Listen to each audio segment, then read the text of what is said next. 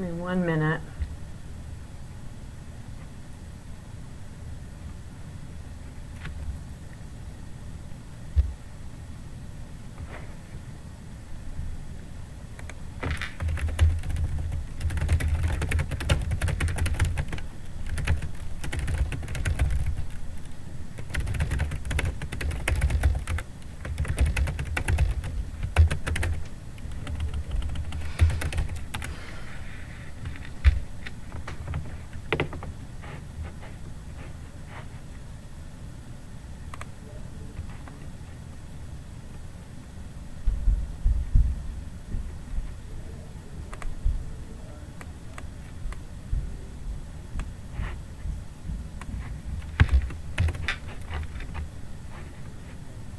Give me 1 minute and we will get started.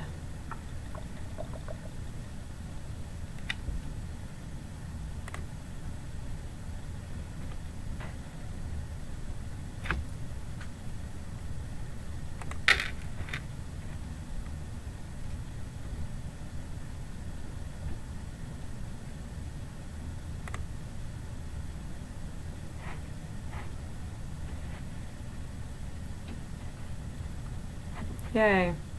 All right, now it is hooked up. I wanted to make sure that it was tied to the event that I had posted originally before I got started.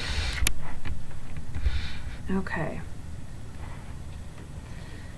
All right.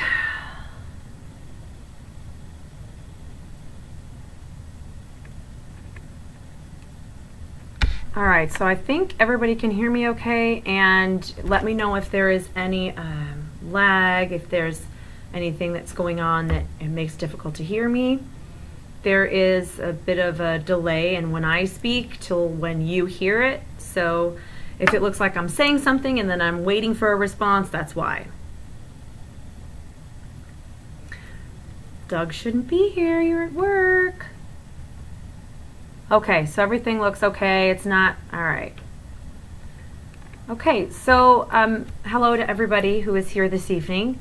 Most of you are repeats, so you understand how I'm going to do this. But for those of you who are watching and not joining the chat just yet, I'm not, I can't see you unless you join the chat.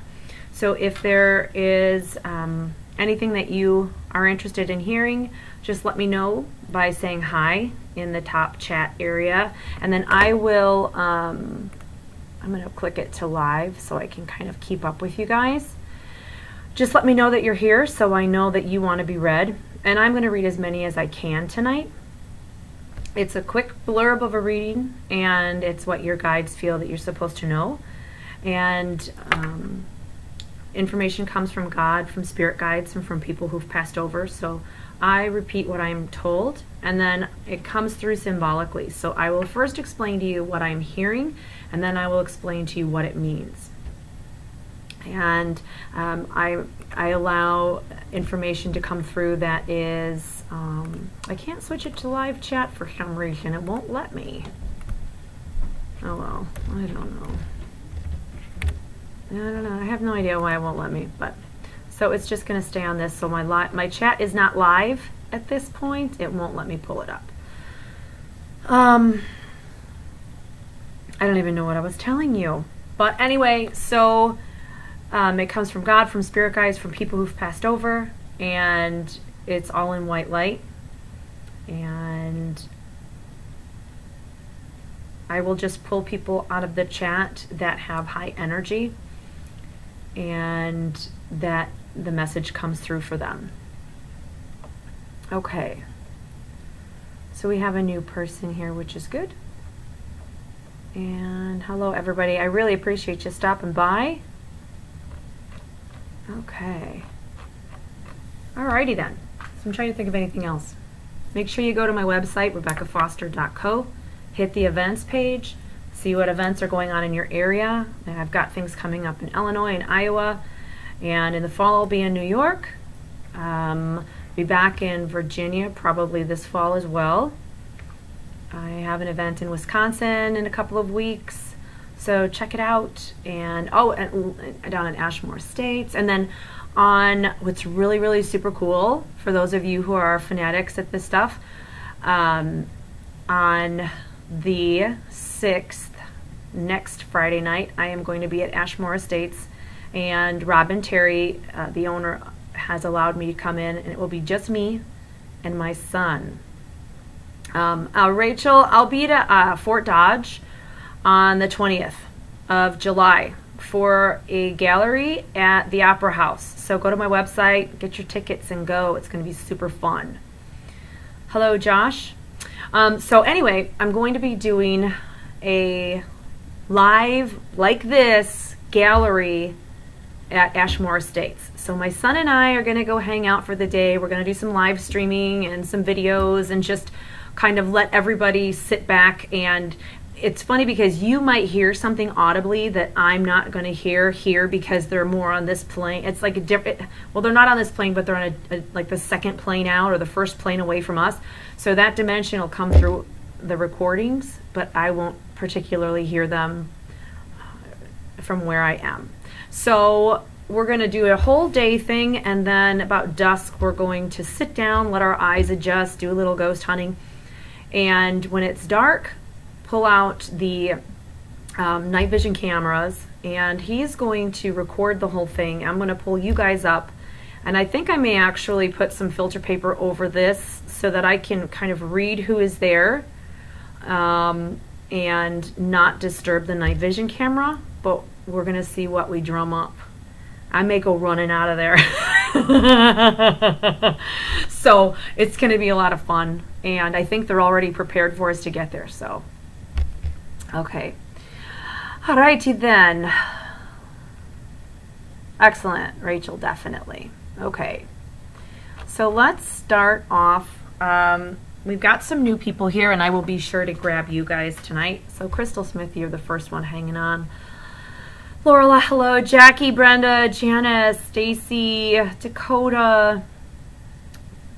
Brenda's up here. Yes, thank God it's Friday. Oh, yes. Stephanie, Julie, Jeffrey, Deborah, Patty. Hello, everyone. Doug.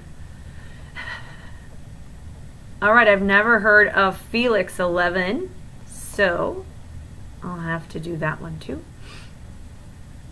And I've seen, okay, perfect. Well, thank you all for stopping. I will,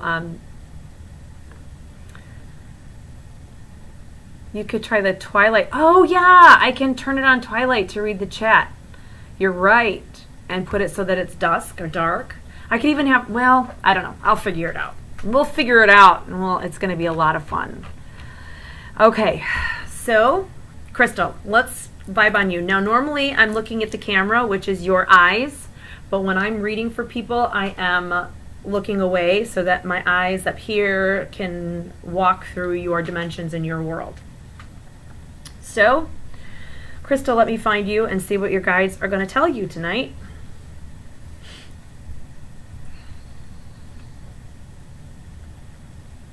Okay.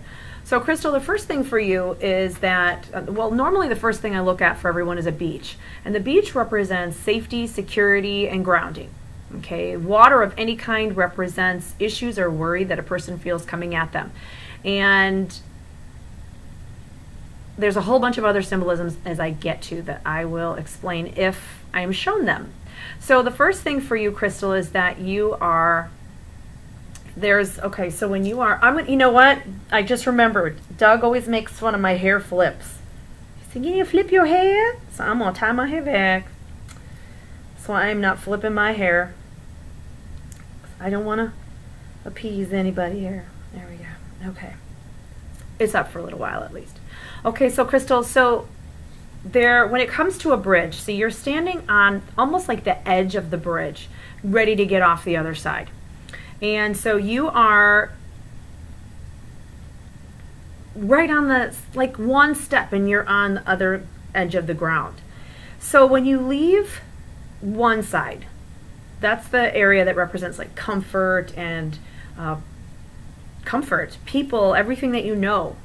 And the bridge represents crossing over the water. So it is never easy because it usually means that you're going to be uncomfortable, and the people around you are going to be uncomfortable, and the people around you are not going to be happy, and the people around you have to change in order for you to be able to move across. And to facilitate those changes for you, they have to kind of go along with and agree with your growth. And that can be very difficult for people. And so you are right about to step off to the other side, which represents this new part of your life, this new journey. And it represents an area that you've never walked before, and you've never done it before. And you're standing there like you're holding on to the edges of the bridge, and you're like, I don't know, I should do that. I'm like, oh, I don't know if I should. And you're not turning around, like you're not looking back, which is good because that means that you're already convinced enough that you should continue forward across the bridge. But you're like, oh my gosh, because it means that once you step on the other side, you are committed to these changes. And so if this isn't happening yet in your life, know that you are about to get there. And I would assume that you've probably already started walking over the bridge. And do not, what I always say is this: if you are passionate and inspired to do something, that doesn't come from within, that comes from above. And you're inspired, and the passion is created, and you become excited about things. And so that, again, that doesn't come from us. You know, we're just the actors. And if on this level, on the human level, if somebody, or you know, the devil, because that's where he plays, is right here in the ear. If somebody tries to kibosh that, or put fear or guilt or worry, or just that you shouldn't be doing it, you really have to sit back and think, am I going to be really upset if I don't do this? Am I going to regret this? Is this going to help me grow personally? Is this going to make me a better person? Am I going to learn from this? You can't let someone else shut it down. And that goes for everybody who's listening, okay? Not just Crystal. Okay, so, all right. So let's see. Jake Riley, I have a reading with you in a couple of weeks, or next week sometime. All right, I'm going to have to read for, I know Jake is new. Doug is not flirting tonight. No, I know you have your mind on someone else. It's all good. All right, so many fabulous people. Carol, oh my gosh, I'm so excited. Okay, all right, so I'm going to read a whole mess of you tonight. And I wish I could like highlight everybody that I'm reading, but I can't. I wish I could. All right. I want to jump down here. Stephanie Schneider. Hola. I'm going to read you really quickly, Stephanie, because you were jumping out. And what's funny is the first thing that comes through for you is a dog, like a big dog. I'm thinking like Cujo, St. Bernard, not sure if that's the kind of dog, but they're trying to get across to me, multicolored, larger dog.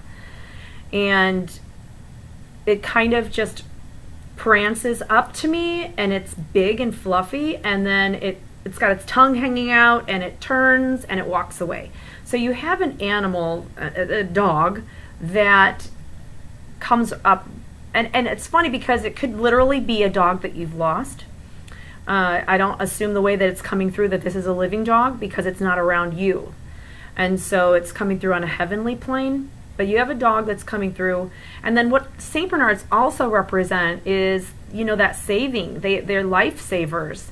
And it's funny, I don't know if anybody ever remembers like all the cartoons back in the day, like the really good Saturday morning cartoons and the 12 o'clock lunchtime cartoons, and those are only times that cartoons were on.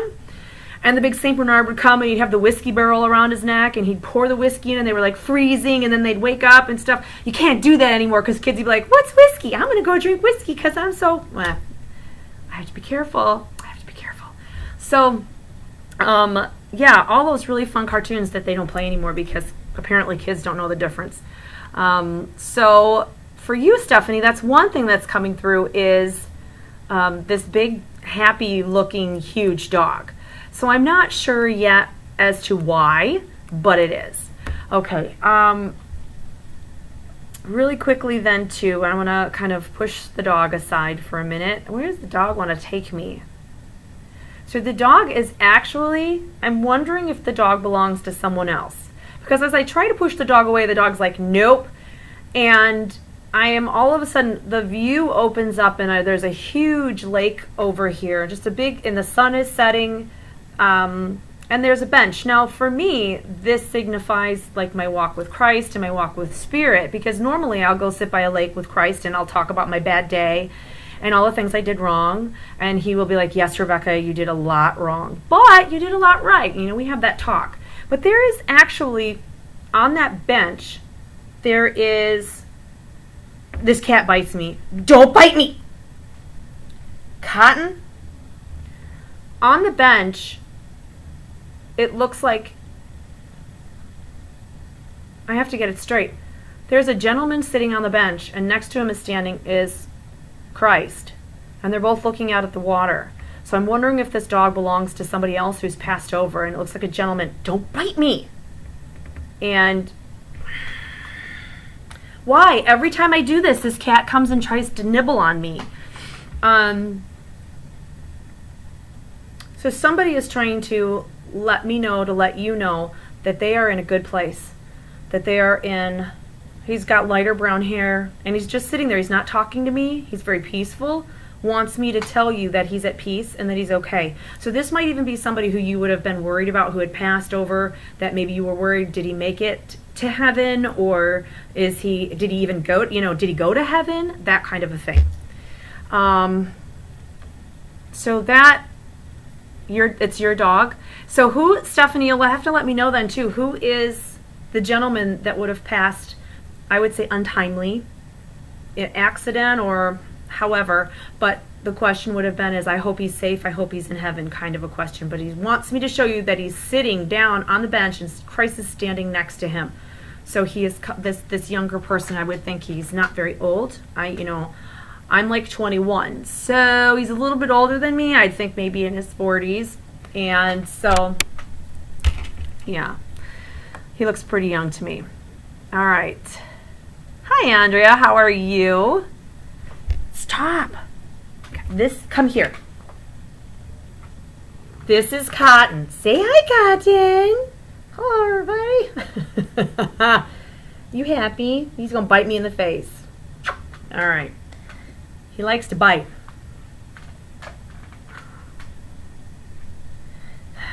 I apologize. If it's not my children, it's the cat. All right.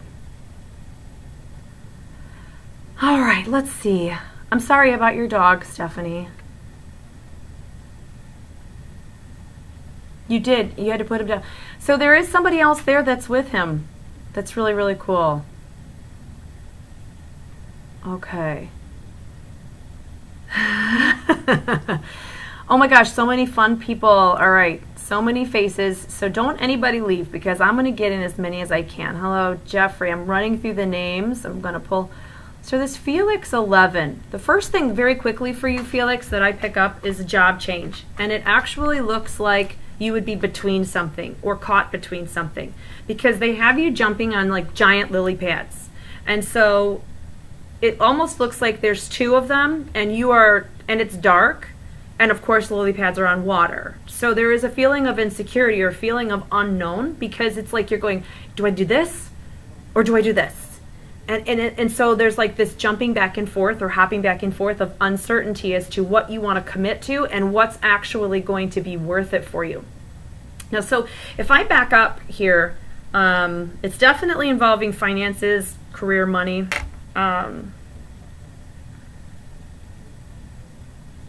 What I'm also hearing to tell you is that you're struggling, or you're taking the hard road for whatever reason that you don't need to be. Because it looks like behind you is almost like a platform with stairs that go up. So you need to stop focusing on what's directly in front of you, and you need to lift your head and go, oh, wait, because you're so focused on here or here or here. What they want you to do is look up. Just turn around, like look around, like what is your setting? What's going on around you? Don't focus directly on what's in front of you. And all of a sudden you're going to find the answer. There's a stairway that leads up and what looks like out behind you. And the door is lit and it's there. So this is saying that you are focusing on the wrong thing right now. And so for whatever reason, the doors on that are not closing. There's a free will choice here, and you need to walk away from something you know is not healthy for you, that is not good for you, that there is something else out there, which means you probably have to make a little difficult of a choice, but it looks like it's going to be an awesome choice. Just don't focus on the problems anymore. No issues, no problems. It's very important that you focus on the possibilities and what is a benefit for you. What is an opportunity for you? It's very important. Okay. So that is for you. It's very important. So let's see here. I'm going to run through here. Let's see. Okay. My fab. Hold on, let me move on down. I know I am. Oh, Stephanie, that's you. The store. Don't even worry about that. Oh my gosh, I forgot about that. Don't worry about that. Cheryl Riley. Hello, Cheryl. I saw Jake here, a little down below. So I'm actually going to jump really quickly down to Jake. And we've got Carol 52. Ethan Eimer's new here. Okay, perfect. Oh my gosh, I'm so excited. Okay, so Jake. Jake, let me just take a really quick peek at you because I know I'm going to be vibing on you next week. However, I feel the need to do so right now to kind of give you an opening to work with or until next week. Okay, so the first thing that they show is that you're laying on your bed, and well, you're laying on a bed. And as you are laying there, it looks like there's a square open in the ceiling above you, and through that I'm able to see the stars, and I'm watching how the stars are slowly going across the open box above me. And you're kind of just laying there, you know, your hands are behind your head, you got your legs crossed, and you're just totally relaxed. It's funny that you're not reacting to the fact that you have a hole in your ceiling. It's directly above your bed. This is a normal thing for you. So what the first thing that your guides want you to know is that you cannot be freaked out, and you should not be freaked out by the unnatural, the supernatural, the unreal. And it should be something that, and I have to say this because it's never truly comfortable to do what I do. It's never truly comfortable. It's a constant thought on your mind all day long as to who am I reacting with, who am I interacting with, what is it, do I want to, and then it's a constant wrestling.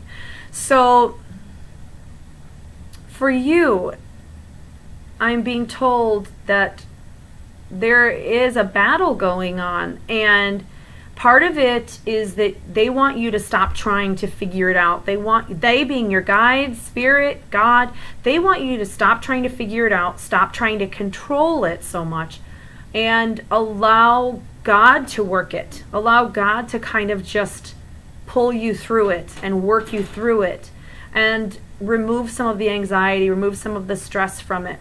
And the older your soul, the more difficult each life becomes, and I have to say that only because it looks like everybody who's got these really old souls are like, I don't want to go back, I don't want to do this again, it's so hard. Okay, I'm going back, I'm going to go help, I'm going to do, you know. And so as much of a blessing as it is to be here, I think once we're back home, it's kind of like, what do I got to do this time? Like what am I getting myself into here? And so the main thing that you have to focus on this week is breathing and releasing and letting yourself kind of just melt. I want to call it like a meditative state. So very important for you to let go. I know this is funny, and let God. And what everybody needs to understand too about that whole saying is it means that you're not just like letting go and letting God. It's not like a card that you send to somebody. Basically, it is you taking your will and removing it and saying, I will give this to you. And so I will give this control to you. And God, do your will. And so you're willing your will unto Him. And that's what you need to do right now. I think it's going to remove, because the heaviness on your chest is just like such a huge weight. I kind of want to throw up a little bit. So it just means that you need to stop freaking out and panicking, and allow God to work in your life right now, because he's going to do something pretty awesome. It means that you've got to let him do it. And all the praying and everything that you're asking for help and guidance, he's trying to give it to you, but he only can give it to you once you accept it. And that means you have to go, I'm no longer in control of this. I don't even care anymore. Do what you want to do. You got to do that, which is pretty awesome. Believe me, miracles happen when we do that.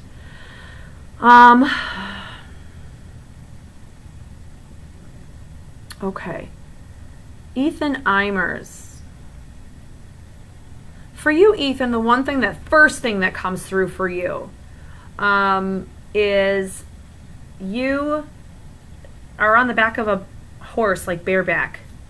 And when you first get on, this horse is like, and it looked almost like you communicated with the horse, like, I'm going to get on your back. No, you're really not getting on my back. No, I'm going to ride you. No, you're really not going to ride me. Okay, let's see what happens. So it looks like you get onto this, even though you know your butt's about to fly, and you get onto this horse, and you really hang on, but you do it in like this childlike way. You do it in like this, like, you're having fun. You're not trying to conquer the horse. You're not trying to beat the horse. You're laughing and you're having a good time. And then all of a sudden the horse is like, wow, this really is fun. And the horse starts jumping in a way that makes you laugh more. And you're giggling and you're like, woohoo! And now he's bucking and you're playing. And the two of you end up riding this really beautiful ride together. And when you get off, you're like, thanks. And he's like, don't mention it. Literally, don't mention it. Like he's like, we had a good time. I don't want you talking about it. And it's not like, it's not a bad thing. It's a positive thing. It means that horses represent like freedom, and they represent the need to go and to do. And so what this is saying is that you may make some choices coming up where other people are going to say, this is not a good idea, this isn't good. And what they're saying is that it is, it may be something that you actually need to do. And it may actually be like a tough love thing too, where they're like, fine, you know what? Go and experience it, do it. But you know what? For the life of me, okay, at my age, when I was younger, I completely understand this, but I now don't understand why people don't take other people's advice who have already been through something. Because they've already been there, and they've been placed in your life to say, this is what happens when you put a fork in a light socket. Well, I don't believe you. I want to see what happens. This is, listen to the advice you get around you. Family and friends will usually give you straight up advice. They have nothing to lose. Friends will tell you to do stupid things. Listen to family and friends. Take things into a good course and good conscience and really mull things over, because it looks like you're going to be given the freedom to do something, and it may end up that you have a really big lesson to learn. And it's not like we can't go back and fix things. It's not like we can't go back and correct an error. But I'm just hearing that there's really no reason to correct it if you don't really want to. Does that make sense? I hope it makes sense. Just listen to the people around you who are going to give you like a forewarning, okay? Very good idea. Okay, so let me see here. Hello, Matt. Hello, Julie. Hello, Lucky. Hello, guys. Hello, everybody. Okay, so many people are here tonight from Beyond Reality Radio. And what that is, if you've never heard of it, it's beyondrealityradio.com. And Monday through Friday, there are radio shows, and they are put on by Jason Hawes of Ghost Hunters and J.V. Johnson. He's of Ghost Hunters, and see, exactly. J.V. Johnson from Ghost Hunters, Para Magazine, a whole bunch of things. So they have this really cool show from 12 to 2 a.m. and Eastern Standard Time, and they talk about, there's psychics on there. They have everything's a call-in. So you can call in and get read by psychics. You can listen to stuff about Bigfoot, which does exist, aliens, telepathy, dream. It's a really cool show, so you should check it out. But you go on to beyondrealityradio.com, go to the BRR chat. You can chat with people there. And then JV also does a live thing like this while he's doing the show, so you can chat. But I am going to be on normally the first Thursday of every month. I'm the guest for that show. and I do the call-ins there. Awesome, Jeffrey, you heard me there. This month, because of 4th of July, the 1st, I'll be actually on the 12th. So listen, it's really, really cool. It's a lot of fun. And I'm assuming that maybe JV will pop in, but he's been a wild card lately. You never know where he's at. He's been so busy. And he's got that new motocicleta he's riding around everywhere. So, all right.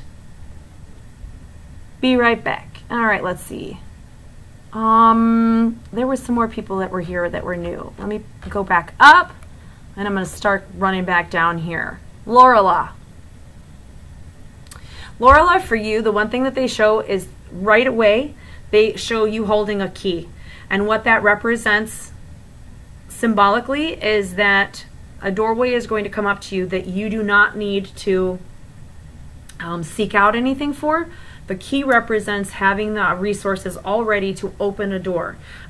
So you don't have to sit back and go, oh my gosh, am I prepared? Do I have to do this? What do I have to do?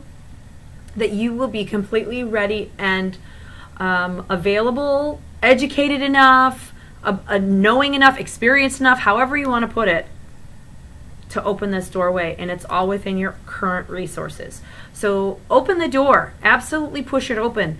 And it'll, you know, it's funny, people go, well, what kind of opportunity? Usually an opportunity doesn't exactly change your life path. There are opportunities out there that can change your life path, but this feels like something more that would kind of add to it rather than change it. And it feels like it involves friends. So if it's like a quick vacation, you're like, oh my God, I totally have the room to do this. I've got the time, I've got the money, boom, let's go. Something very simple like that. So you've got the keys. All right. Stacy, for you. The first thing that they show for you is Stacy Hergenritter. I can't say it. Stacy, that you have a different last name. And I cannot say that name very well, and I apologize for completely chopping it up.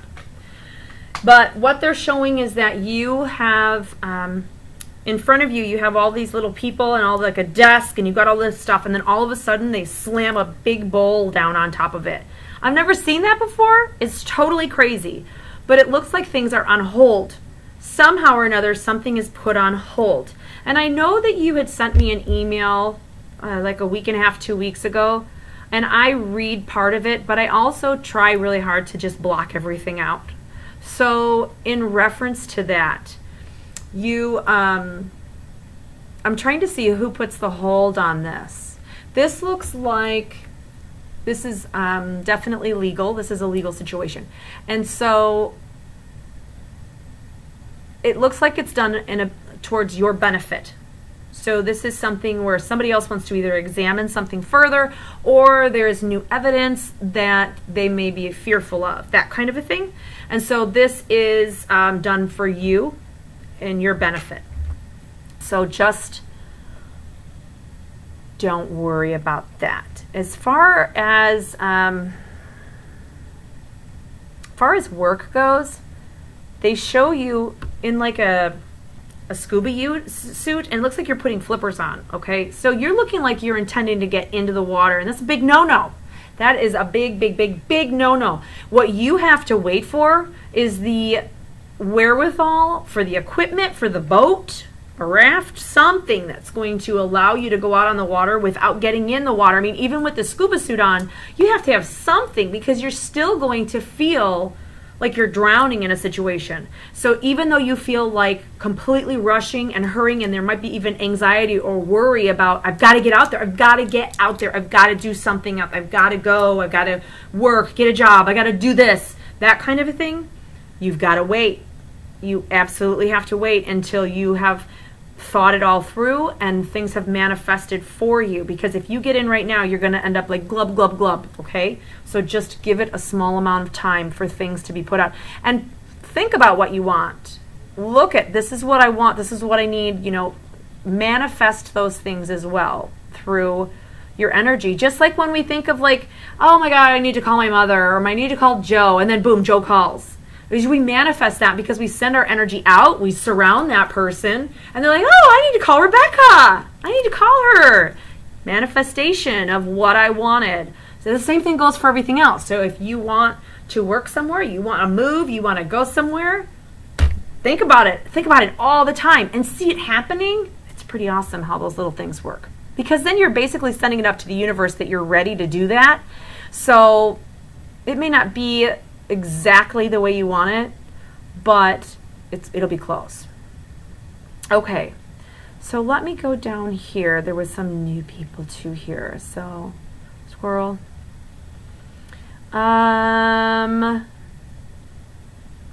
Hello everyone. Yay, yay, yay. Here with Janet Escobar. I don't know that name. I don't know. Maybe I've read for Janet Escobar. Why does that look familiar? Why does that look familiar? Anyway, if I look at Janet Escobar, who is with Dakota Eimers, and I'm Dakota, really quickly, I'm being told to tell you not to worry. Tell him not to worry. Tell him do not worry. Like, it's going to be okay. Everything is going to work out. It's going to be fine. I'm being told to tell you that. And for Janet, it looks almost as if you are, like you have a backpack on and you're walking, boop, boop, boop, and then boom, there's like, nope, you're not going. So something cuts off or stops a plan that you are about to embark on a journey or travel, but it looks like something puts a kibosh on it and you don't go. It just feels like a cutoff of your movement away. Like things are not tied up, things are not ready for you to move forward. And so you, and you're kind of like, well, okay, well, is there any food? Or do I have like wine? Because that would be me. So I'm projecting a little bit. And so you're like looking around going, okay, fine, then just go take this off here. And there is no stress about it. It's not like you're freaking out. It's just something gets in the way and you end up not moving forward with a plan, and you're okay with it. You're fine with it, but it's meant to happen that way. So when that little kibosh happens, don't freak out. Just grab the wine, grab the cheese, some cupcakes, a strawberry cake, throw out the blanket, and you're good to go. That's for you. Okay. Let's see. Cheryl. Okay, so yeah. So Cheryl,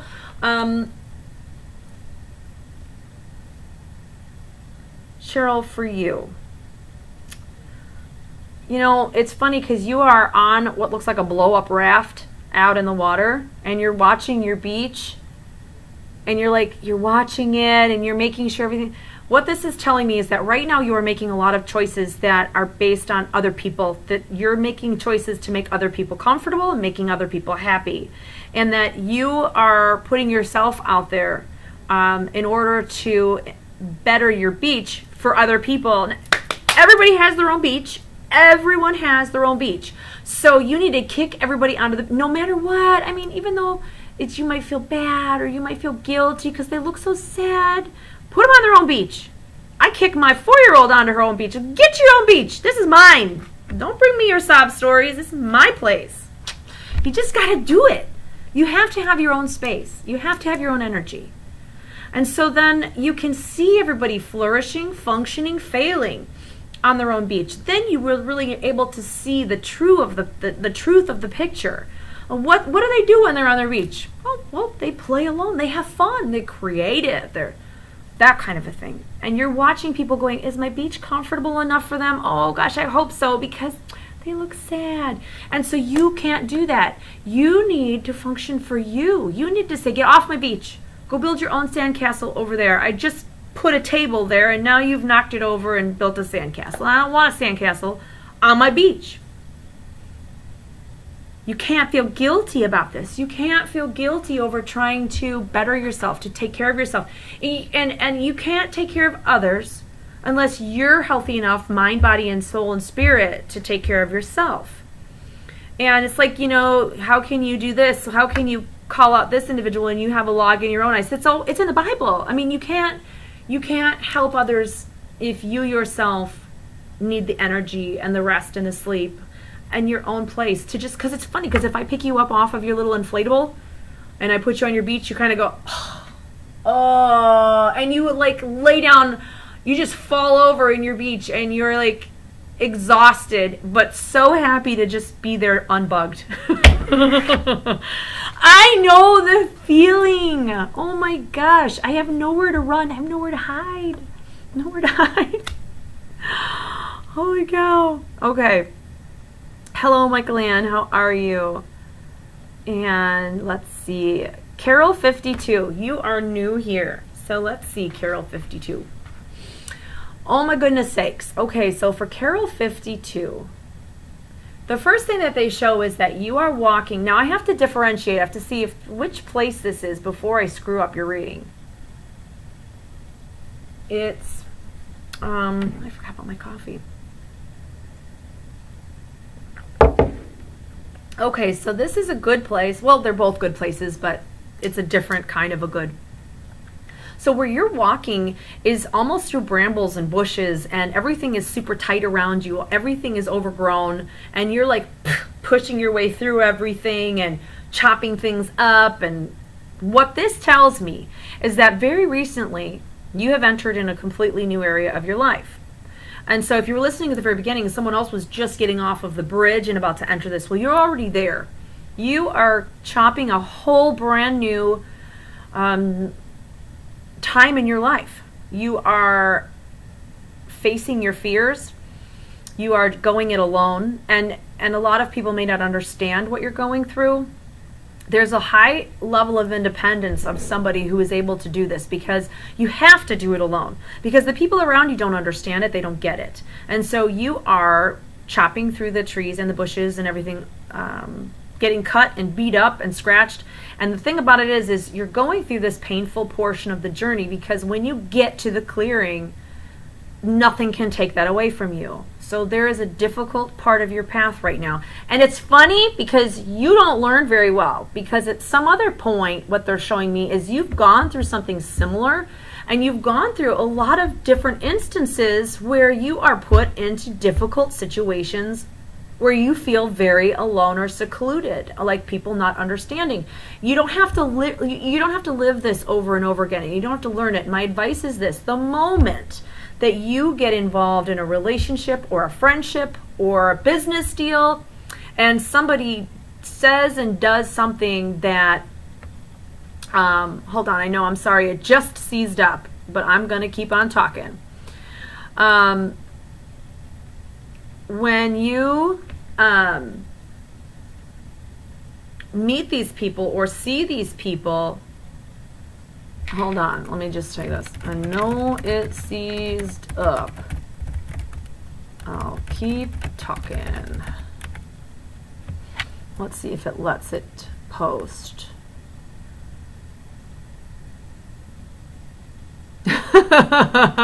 Cheryl. Okay, so you guys are saying you lost me. All right. Okay, so I wonder what happened here.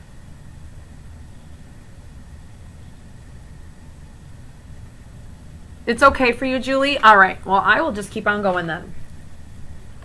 Okay. Okay. All right. Well, perfect. This is all seized up on this end, so I will just keep on going. So basically, when you hear or see someone do something that you're like, wait a second, Joe used to do that. I recognize that. Or he used to say it just like that. Or she used to behave like that. And those things did not turn out well. Boom, you know right then and there, it is time for you to move on. You do not need to learn it again.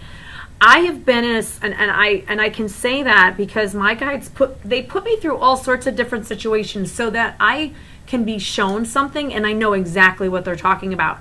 And I had once met someone who I thought it was like fated. So did he. I mean, we were both like, this is so weird. Like, all these things are falling into place. This is crazy. And we were like, this is it. We're totally going to get married. It was like a whirlwind. Quick, quick, quick. And then all of a sudden, it was very new into our relationship. And all of a sudden, he said a few things and did some things. And I sat back and I thought, I don't want to learn this again. I don't want to deal with this. And like through a broken heart and barely being able to see, I said, I can't do this because I know this. I know what's going to happen here. And I cut it off. And thank God I recognized the signs. But I'm going to just refresh my board here. It was a very difficult decision. I had to face people around me and be like, I totally screwed up. And they had to look at me and go, well, here comes Rebecca with her little mistakes again. But at least, you know, you recognize those things. Okay. Okay, now it's good. Okay, so I'm glad you guys can all hear me. It was totally seized up on my end. Okay. So, Dakota, you asked me, what was that? Do you know what was trying to tell me that everything? I don't know who it is, Dakota. I am assuming, because there's no male-female associated, that it's more of like angelic energy that was coming through right away to tell you, do not worry. It was not human, but it was more of a white light that was saying, do not worry. Tell him it's okay, it's covered, don't worry. So that is good for you.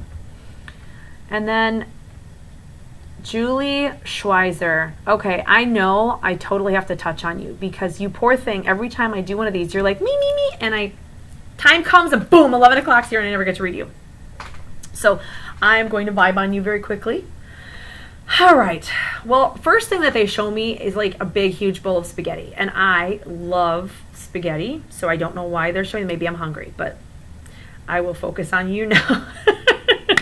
You know what I could really use right now is like a huge Dunkin' Donuts coffee. Oh my, I think they're closed already.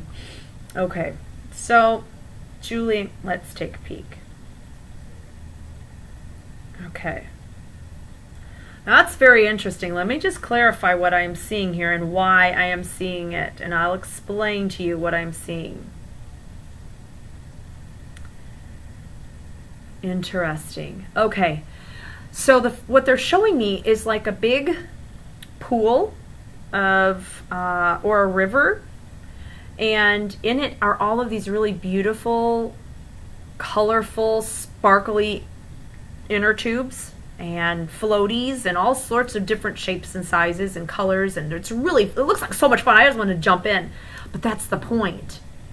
I'm watching it going, why would they want to coax you to the water? Well, spirit wouldn't want to coax you to the water. And as fun as they look, usually they will present lily pads, rocks, a bridge, something solid or semi-solid for you to jump across. Rafts and floaty devices, boats, those are used when a person enters the white water and comes down to a position of choice into shallow water. Interesting enough, there's so much deep information here that basically it looks like a temptation. Like, come jump in the water, Julie, this is going to be fun. But it's not, because it's just not. This is what basically you are going to feel tempted. Now, people will sometimes ask, well, how do I know if the decision is going to be good or bad? Like, what if somebody's going to get hurt? Well, it depends on what you mean by hurt. Like, are they going to get hurt because somebody wants to cheat on another person, or are they going to get hurt because they have to make their own dinner? Two different big things. So this looks like a big temptation, and not like in a cheating temptation. It looks like it's a way to get you off of your path and to make it look like a choice that would be good for you. And what you're being warned about is that God is not going to place something in your way that is a temptation or an issue that is going to really hurt someone else. And that's a totally different other subject that I can't get into right now, but you're welcome to ask about it. I'll go into it later.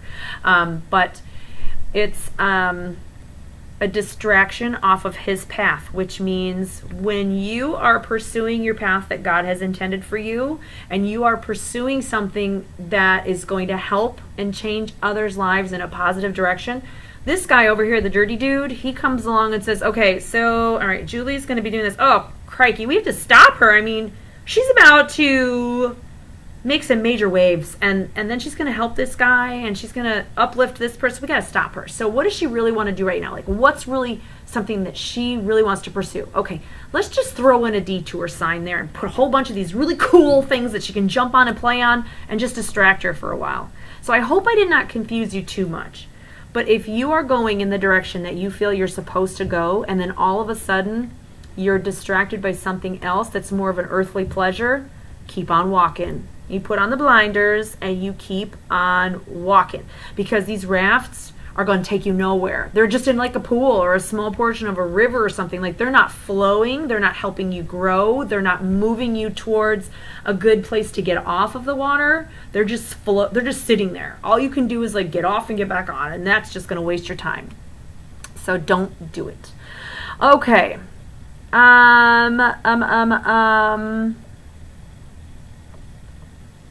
You like spaghetti too. I love spaghetti. Okay. Vanali Fanara? Please forgive me. And Julie, you get it. Okay. Okay, so Vanali Fanara, is that how you say it? Okay. All right. Interesting. What they show? It looks almost as if this is for my fave. It almost looks like it's sun is setting, and it's like a half of a sun, and it's oranges and yellows and everything as it's setting. And it looks like you kind of are like hopping over a fence, like jumping over a fence. And it looks like you got cowboy boots on and blue jeans, and you are a little out of your element, because I really picture you in these like I don't know, I picture you in golds and really deep jewel toned colors, like deep purples and like eggplant colors for some reason. They're like part of your spiritual makeup. And so this shows you being out of your element, and it shows you trying to overcome hurdles. And the sun setting means that you're coming to the end of a chapter, and that positive things are about to happen, and that you're very focused, because that sun is setting and you are like over the fence and paying, like your gaze is directly on the sun. It all looks very positive as well. You have spiritual guidance around you. And the one thing that I have to mention is that there are, when anybody has anything on their feet, shoes, slippers, anything, what it can represent is the feeling of being held back by others and situations. And so you might be feeling, and you may be repeatedly saying right now, like, I want to do this, I'd love to, but I can't, because so-and-so and this they're not opening the doors. They're not letting me do this. And there is a feeling of restriction there. And so I am to tell you that this is coming to an end of a chapter, and it's going to be positive for you, to where you're going to be handed a new book for you to start writing in, and it's a totally different looking book. It's a whole new chapter. I almost feel like you are either moving, or that you have moved and are creating a whole new ground beneath you for home. It's very cool. So that is for my fave, Vanale Fanata. Tell me, I'm so sorry again if I'm screwing up your name. Okay.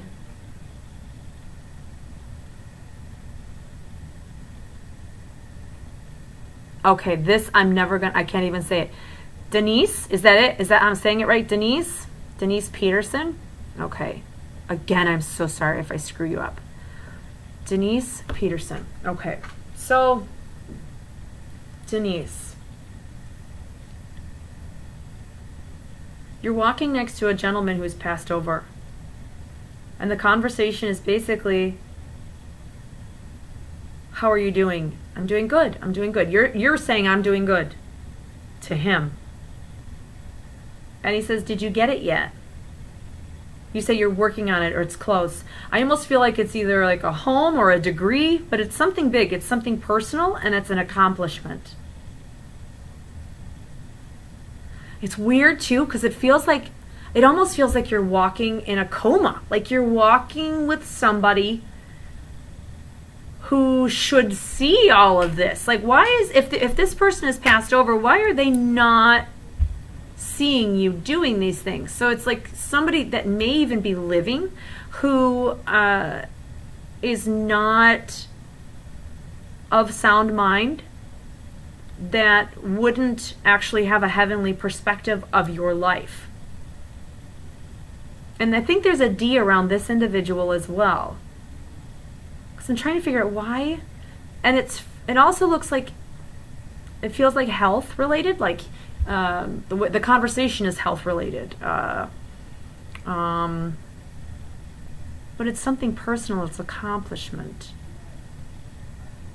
Also, we're in regards to education, Denise, I'm supposed to tell you to continue your education. If you're not doing it already, that you should be going for like graduate school. I don't know if PhD, master's, but you need to continue your degrees until you can't stop, like there's nowhere else to go.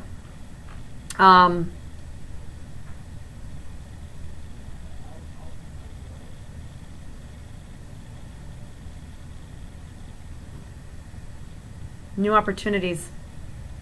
And let me know if you're still there, Denise, too. But continuing education, learning, it has something to do with all the directions you go. Like there's like a life path change for you. And it all involves when you take a new step forward, the new people that you'll be meeting. That could be through education and through work. And you underestimate yourself too much? Don't do that. Don't underestimate what you can do, because we all have God in us. Julie, any messages for me? Rebecca? No. Okay, next would be, no, I'm just joking. I have to do it at least once. Okay. All right. Julie, let's take a peek at you. Julie Renard. Okay. Julie. So, Julie, the first thing that they show for you is somebody from your past. Somebody, a male from your past, that you would have cut yourself off from or closed yourself off from. For whatever reason, I feel like this individual must think about you often or wants to be around you, and it looks like it's a no-go. Like,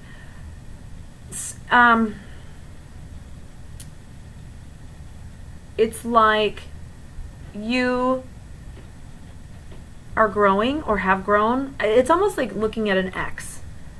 And you have grown, you have moved forward, you have moved up, and this individual did not. And for, you know, you're going to be seeing this person, or somehow this person will be coming around into your life. And at first, they may be charming or look like things have changed, but they've not.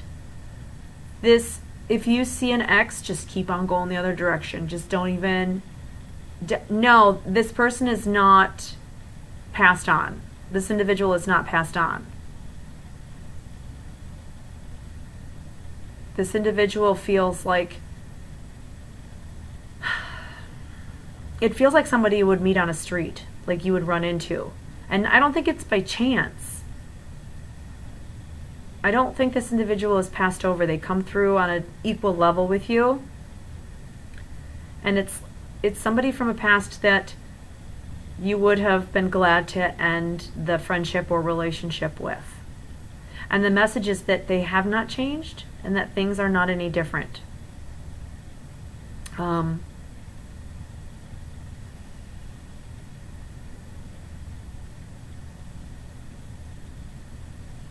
It's funny because it looks, I feel sad for this individual because I feel like they're pitiful. I feel like they're just, they don't get it. Like they're just not seeing where they're going wrong. And then instead of trying to tweak themselves, they blame everybody else and then they get hateful.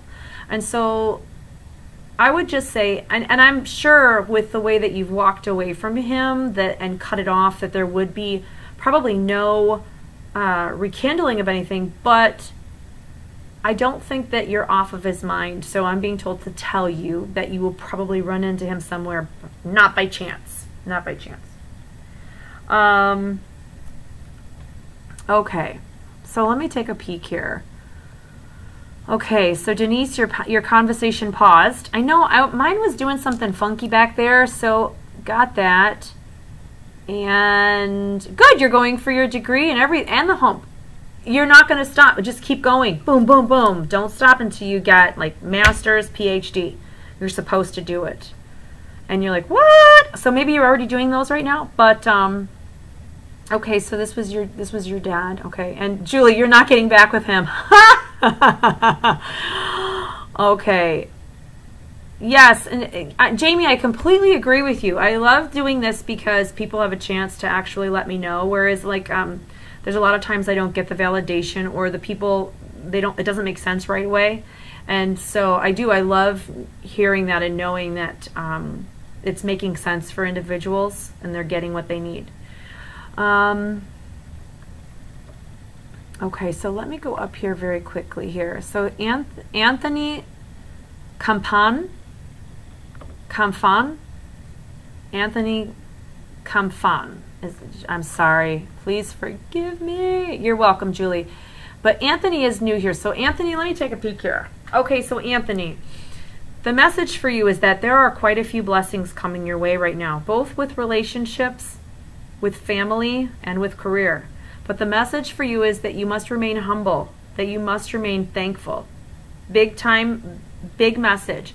You do not want to get cocky at all about it, like you were expecting it or that you knew it was going to happen, because these are blessings. It's almost like when, for instance, when I want to do something for my kids and they almost expect it, or I'll say, hey, we're going to go do this, and like, oh yeah, we knew it, we knew you would do that. It was like, wait a second, what do you mean you knew I was going to do it? Forget it, I'm not doing it. It takes away all the fun of giving that gift to them or giving that surprise, giving it. And I know people know what I'm talking about when people act like as if they're expecting or entitled to something that you're doing for them. I no longer want to do it because the fun is gone. It's like, you just screwed the pooch because I'm not giving it to you now. And so what they're saying is, what Spirit is saying is, he's got a lot of blessings to give you. And it looks like there's a baby girl coming your way too. Somehow there's a little, or at least she's around you right now, but there's a baby girl coming towards you. And there is things with family coming together. And then something with career that could really spell a lot of money for you. And I don't want to call it a windfall, but it looks like it's such a huge blessing, and you don't want to get cocky. Like you have to be totally thankful. Everything that happens, you want to be like, oh my God, thank God. Thank you so much, because I was truly hoping for this. And you want to do that from your heart. That's one of the and it's funny too. I'll check on that, Matt. It's funny too because you look like you have a lot of blessings around you, Anthony, and you do look like a person who is inwardly very grateful for things and very, very thankful. And so, what would I do without you, Doug? What would I do without him? See, Doug is supposed to be at work. And Doug is here every time I do readings. And so he makes fun of my hair flip. You know what? It gets in my way. It gets in my way. Matt, I'm going to get to you too. It's all good. I'm going to get to you guys. I've got an hour. I can flip through it. Doug's getting yelled at by Brenda. But so, Anthony, to finish that up, there are a lot of blessings around you, and you secretly are very thankful and humble and grateful. It's only around everybody else it looks like you act a certain way, and it's funny. So don't act that way in front of other people. You want to make sure that everybody can see that humility, and everybody can see how thankful for you are, and you will be a model for the people around you where Spirit is concerned, because obviously from the way they're showing it, that people, they look up to you and they respect your opinions. And so God does not You're welcome, Denise. God does not make people a certain way just haphazardly. He makes people very, very attuned and specific to their plan. And he has made it so that people look up to you, they want to be like you, and that they consider what you say something to heed. So you are an example, and they are telling you to take the blessings that come your way and then be very thankful and show that example. So that's for you, Anthony. Okay.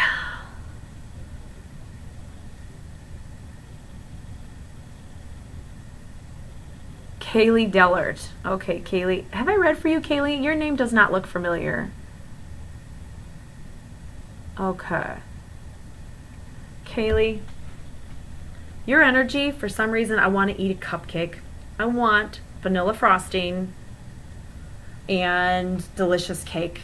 I don't know why, but when I vibe on your energy, that's what I want to do. I want to eat some sweets. All right. This chair is so uncomfortable. I need squishy stuff underneath it. It just hurts my bony butt. Okay, so Kaylee, I've never read for you, but you do. Your energy makes me want to eat a cupcake. Okay, so Kaylee, you are facing what looks like a Y right now, and you are either going to be able to choose the right or the left way. And the right way is it's not the right way to go. It's just the right turn. And what it represents is comfort. It represents everybody you know, all the things that you would be comfortable with, everything. The only thing is the right path comes around and it loops back and brings you right back to where you are right now. Now the left-hand turn, there's nobody there. There's nobody sitting down there. There's nobody waiting for you. It's more like just a dark tunnel full of spooky eyes and cobwebs. And in order to get through there, you got to go it alone because there's nobody there waiting for you because everybody's over here on the right side going, where you go? Why do you want to go that way? We're all over here. I mean, everything you want's over here. But in truth, you know, everybody you love and everything that is going on is over here. But what you really, truly want with your life is over here. And so sometimes we have to take the left turn in order to get what we want, which means these people over here somehow have to figure out if they want to be with us or not, and find a way to meet us on that pathway. And you've got that going on, and you got to think highly of yourself. Like you've got someone around you right now who does not support you, and that feels more like I you know, people like this usually they act this way because they're afraid that if this person grows or becomes a better person or becomes more confident, they're not going to want me anymore. So I'm going to do everything I can to keep that person down here with me. And if you've got someone who's pooping on your parade, and like that's no fun, you know, you don't want to walk through that. So definitely either tell this person they have to grow up or you ditch them. I'm just going to tell you right now, you do not stay with somebody who completely tries to hold you back or hold you down. And it could be very easily just making you feel guilty. Maybe they put you down. Maybe they make you feel bad. Some people go to the extent of hitting the other person and beating them down, like literally physically. And so if you ever feel like, I really want to do this, I'm so excited, and then somebody just goes, no, no, no, no. Sit back and go, but wait, you know, are you worth this? Is this worth it? Believe me, I can say this because I've been there, where I have literally said, if you don't want to help me to grow or walk with me as I grow, then I'm going to grow without you. So you can either watch me grow while you're walking next to me, or you can watch me grow every other weekend across over there. That kind of a thing. I've done it. I've said it. I've been there. And so I understand what they're trying to say to you, and I've walked away from plenty of relationships where people have held me back. It's a pretty empowering thing to do. So, and this goes for friends too. It can even go for family. If, you know, family is stifling, or sometimes family just has to learn to trust. So that is for you, Kaylee. Melody Page. Okay, and then I have to go up really quick. Melody is new. Good, Kaylee. I'm glad that is everything in your life right now. Well, don't let anybody poop on your parade at all. Wait, what? An anonymous customer bought out $1 million of the Toys R Us merchandise left and donate. That is so awesome. Really? They did? That is such a great... If I had the millions of dollars, I would do the same exact thing.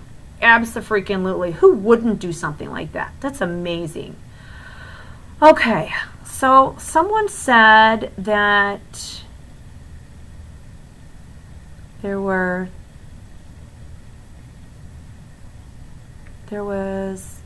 I just saw it here. Josh is new here. Around and Josh are new. Where's Josh?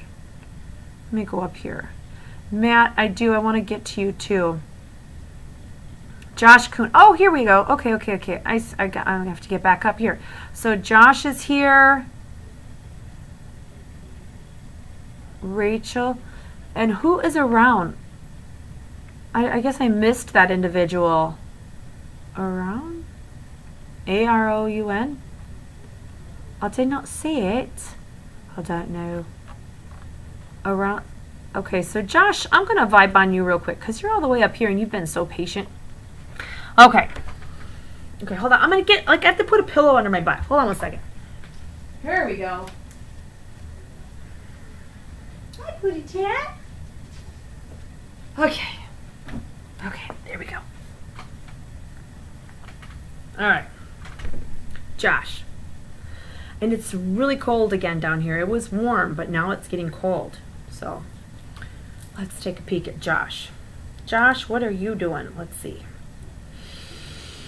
Put you on your beach. No, you must be young, Josh. Put you on your beach over here. No. Okay, so young, yes. But you've also got,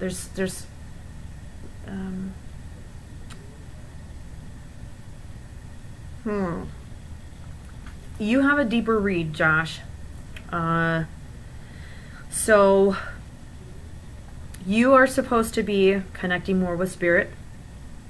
You may already be doing that. But it looks like you, I can't do all this tonight. When I put you down on your beach, see, that's because I'm waiting for them. Most of your stuff comes through earthly. I like money, finance, career, health, the earthly things. And so that tells me that you're probably younger. But when I wanted to see what happened, so I dropped you on your beach, and there's really nowhere that you're drawn to except this area that's fenced, that is this huge field. And this is where people who've passed over will come up and walk to. And as you're walking up, all of a sudden you look like a pastor or a father, and you've got the thing on with a little white part here. I don't even ask me what it's called. But you walk up and you're ministering to people. And I stepped back and I went, okay, so he's using spirit and spirit is using him and he's ministering to people. And then all of a sudden you were washed out of that whole pastor, minister, father looking outfit, and you're sitting in a t-shirt with friends around a campfire. And so what is being told of you tonight that is probably on a much higher level than if I was to go talk about your work, that you are going to be used by spirit completely. I don't want to call you a complete sinner, but I do want to call you, I want to call you totally raw, human, mistake making, that sort of thing. And it's like he loves using people such as yourself. It's how, I'm believe me, I'm no saint. And so he uses people like you, because then what happens is you're having this chat around the campfire and you go through specific things in your life. And this is like, anybody that's listening that this makes sense to, I hope it makes sense to more of you than just Josh. But what happens is you go through certain hells in the school of life, and none of it just happens for in vain. He doesn't just throw us through these. These are learning purposes. One, so that we can overcome something, and two, so we can take it and we can teach others and we can help others. And so what he does then is, you're sitting around this campfire, Josh, and people are talking, and then he comes and slips on through you, and all of a sudden you're talking about things and sharing things that maybe were a miraculous situation for you, or that how your faith kicks in. And now people are considering, like, they're considering God, they're considering spirit, they're considering how he has worked in their life, and now you've opened up doorways in people that may have been closed, or they may have been questioning. And so that's how he's using you. So regardless of what you do, Josh, that is part of your walk. That's part of your path this time. And before I move on to someone else, the one thing that they said, don't forget this.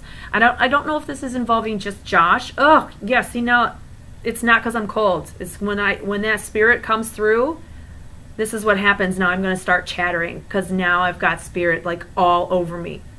All over me. So this is what I'm supposed to talk about. Talents and things that you're good at. And Kaylee, this might even have something to do with you too, but things that God has gifted you with. Maybe you're really good at drawing, painting, sewing, baking cakes, decorating cakes, driving a truck, I don't know, herding sheep, whatever you're really, playing music, an instrument, playing something by ear, you know, quick memory. Whatever you are innately good at, you have to use your talent. We are given gifts and we are given talents in order to make this a better world. And there's a parable in the Bible that talks about the father and the sons, and he gives each son a talent. And he says, I want you to go out, I want you to do something with this. And so both sons go out into the world, and the one son takes his talent and he puts it in the ground and he buries it so it's safe, so that nothing ever happens to it. The other son takes his talent and he spreads it all over, and he increases it and he multiplies it, and people trade it, and he becomes happy and they become happy, and now he's passed on his talents to all these other people, and this huge manifestation, this huge avenue and tree of his talent is created, and they both go home. And the father says, what have you done with your talent? He goes, this is what I've created. This is what I've done. This is what I did with my talent. And the father's like, this is awesome. Look at what you did with your talent. You've spread it, you've created, you multiplied it, you did fabulous. And the other son says, well, here's my talent, I've saved it, it's protected. And he goes, well, why would you like harbor, like, why did you hide your talent? Why did you put it in the ground and act like it was just dirt? And I wanted to protect it, but you didn't share it, you didn't do anything with it. And so whatever your talent is, if it's speaking, if it's teaching, if it's helping children, whatever your talent is, you really need to find a way to use it.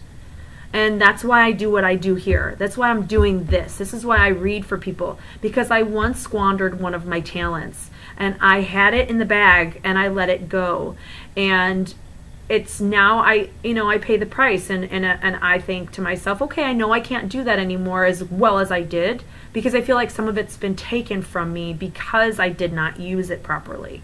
So this time around, nobody's going to shut it down, because I do it because God gave me this talent, and I'm not going to let him down again. So when people ask, why do you do what you do? That's part of it, is because I know I'm supposed to share it and give it and let it grow and multiply and trade it with people. So Kaylee, everybody, Josh, all of you all listening, don't squander your talents. Okay, Matt Kilfoyle. Did I read for you yet, Matt? I don't even know. I can't even keep track. I just kept saying your name. So is there any messages from my mom or dad? They've been gone for a while, and I don't seem to have any kind of messages from them. Okay. So let's take a peek, Matt. Let me see if I can see them. I've learned not to go out and seek them out, that if they want to come through, they can. But searching through different dimensions for people who aren't wanting to be found is very difficult sometimes. So, and sometimes it's just because they're happy and they don't want to be bugged. Believe me, heaven's a pretty awesome place. So Matt, let me take a peek for you here and see if I can get any parents to come through. So, Matt, I think your parents are around you more than you realize, and it's funny because it looks like as if they watch you through the windows, through the door, and they don't get too close. Now, I'm assuming this must be a daughter or somebody that you've got around you. This longer blondish brown hair, a dirty blonde maybe, but I feel like I'm standing behind them, and then the doorway or the window I'm looking for must be either a circle or an oval of some kind, and like they're talking back and forth. This just happens when they start drawing on my energy. I get the shakes real bad, and then I should have known when I started yawning, because I'm like, I don't normally yawn when I'm doing this. But it feels as if they're watching you. And then there's another part where they're watching, where there's a little bit of concern between them that you are alone, and you have your head down, and you're like, you're in deep thought. You're holding your head, so that alone just simply means that you are going through something alone, and you are trying to make the best decision, not for yourself but for others. And what it means is that you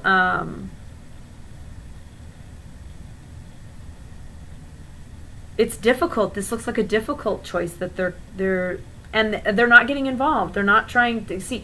And the thing is the living who have passed over don't exactly come in and tell you where to go or what to do.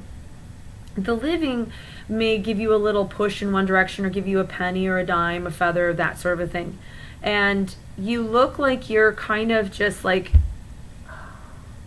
you're, holding your head thinking, how am I going to juggle this? How am I going to make this work for everyone? How am I going to balance this out? So you have this ultimate caregiver thing going on.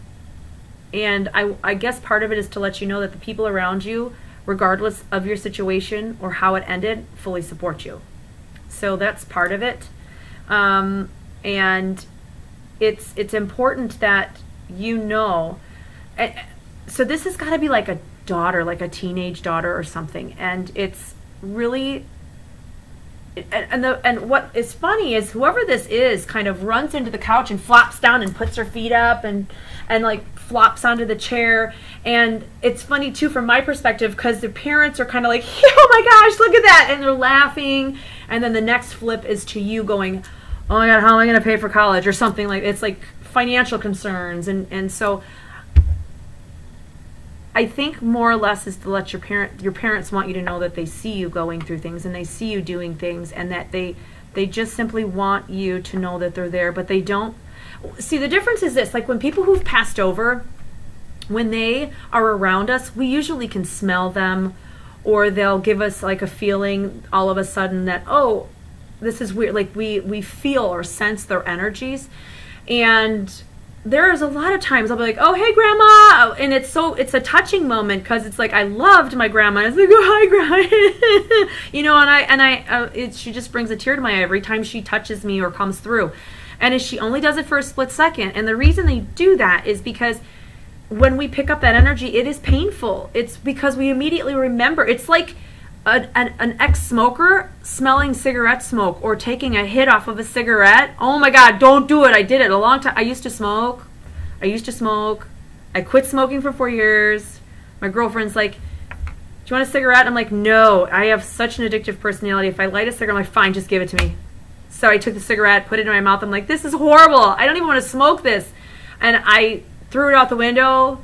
And then by the time I got home, I was like looking in the driveway for my cigarette, and then I was off buying a pack. So it's the same thing with energies. It's the same exact thing. When they come in and touch us, that addicting, loving, fabulous energy that we knew in the living part of this world for so long, we feel it, and it feels so good, and it is painful. It's painful for us. And so a lot of times they will keep a distance so that we don't pick up that energy. They may come through like right as you're waking up, when your brain still thinks it can see dead people, and that part of your brain that says you can't see dead people is still off. So you have like a 30-second break before you wake up, and then you're like, oh my God, you're hugging your pillow, you're crying in your sleep, nobody knows what's going on. And it was like the most awesome moment. That's about when they come through. So, okay, so Matt, you say you've never had any children, you're not sure who this could be. Very interesting, Matt, because you do have this girl in your house. Now, let me ask you this.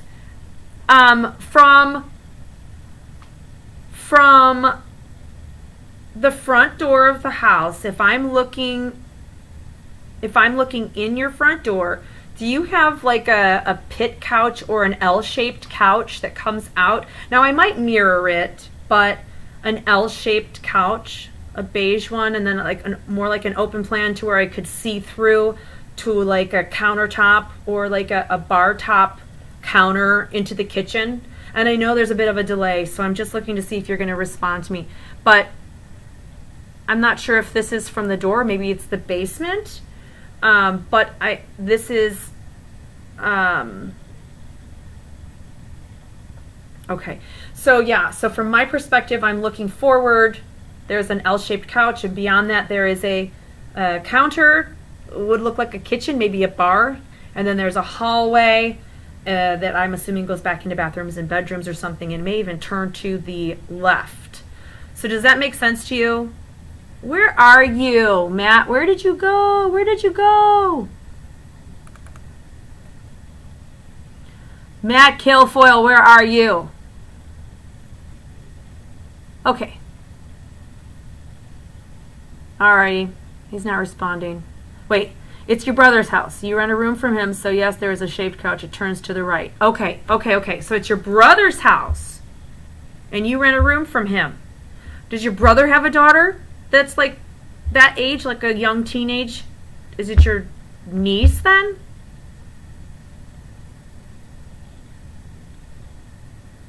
I know there's a huge delay. So there is definitely this young girl around you, and she just kind of jumps on the couch and puts her feet up.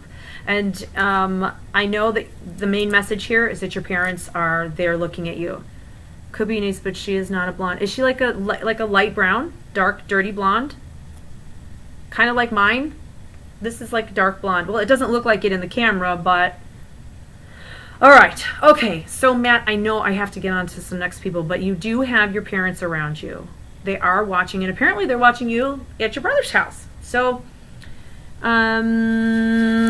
let's see who else. Now, Jean, I know you're sitting there waiting for... You've been so patient. Dirty blonde. Yeah, because that's like... Mine's like a dark blonde, light brown hair. It looks different in the sunlight. Even has a little bit of red in it.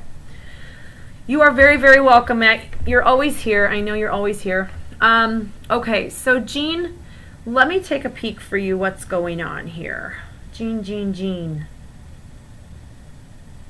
Jean, if I remotely view you right now, because that's kind of where I'm being taken, is to you specifically in your presence. So like this dimension, the living dimension. And I'm being drawn more to you on that dimension. Ooh, I got the chills again.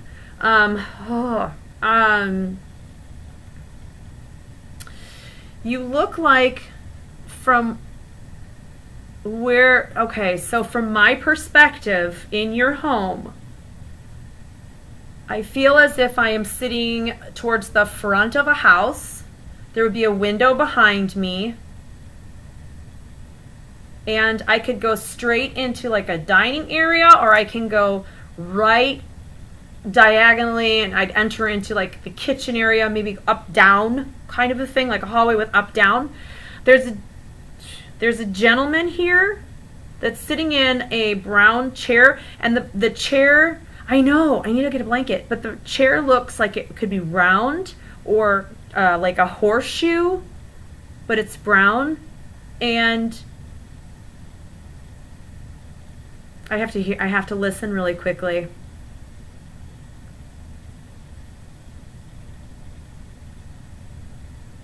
He's humming, and I don't know, it could be any song. I don't know what he's humming. I feel like I'm listening to something 1940s. It's definitely got some brass in it, but he's humming a song that you would dance closely with a partner. You dance closely. It's not like a swing, but it's it's a nice medium, and it sounds like his feet are tapping as he's sitting on the floor. He's sitting there. It looks like his feet are tapping. Let me see here. Jean, are you there? Let me know if you are here, because I think you are. I wouldn't think you'd post that and then leave, but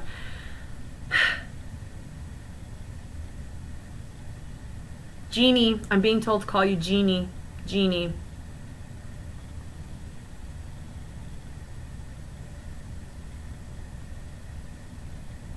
Jeannie. Jeannie. It's like he wants to sing or something to you. He's like, this gentleman that's there wants to sing to you. Now, this is definitely somebody who's passed over that's within your home, and I feel like this would be a lost love, like spousal energy.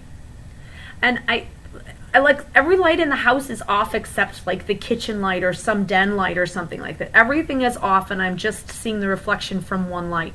So Jean, somebody is definitely coming through for you. This feels like an energy that is male, but it's in your home. Like his energy is with you. He's not in a heavenly plane, but when we die, we go through the portal, we go to heaven, we check in, and then we can pretty much go anywhere we want. And so this person, this spousal energy, and I'm wondering if there's like an H around his name, or he wants me to like make the huh sound of an H, and he is within your home with you. So that is for you, Jean Eimers. Okay, let's see. Jamie Kucheski, last time you read for me, you said you couldn't see anything because I was covered in a veil. Has this changed? Nope. Okay, Cheryl, no. I can't help it. I can't help it. I grew up with three brothers, and they just taught me how to tease. Everybody just taught. I laugh when people fall down. I'm really bad. I'm very bad. Like my mother once was walking behind me. It was dark, and we were talking, and all of a sudden she was gone, and she fell, and I was laughing so hard I couldn't even help her up because I was like, tears were peeking out of my eyes, and she's like, I think I broke my arm. I'm like, I'm so sorry. I shouldn't be laughing. But it was so funny. I couldn't help it. Okay, so Jamie, let's take a peek at you really quickly. Oh my goodness. Yeah, you know, as long as people aren't hurt, but I will probably laugh at you first. I can't help it. It's ingrained in me to laugh first. Okay.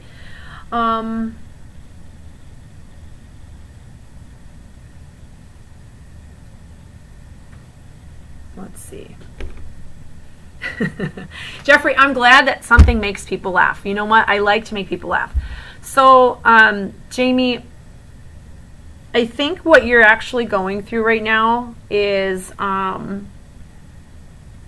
do I put it? It looks more like you are walking through the forested area.